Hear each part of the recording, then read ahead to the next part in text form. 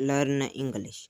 I study याचा मराठी अर्थ होणार मी अभ्यास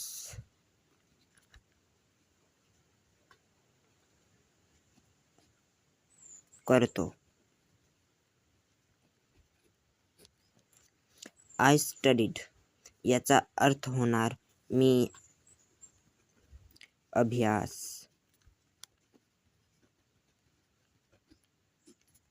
केला. आय शॉल स्टडी याचा अर्थ होणार मी अभ्यास करणार.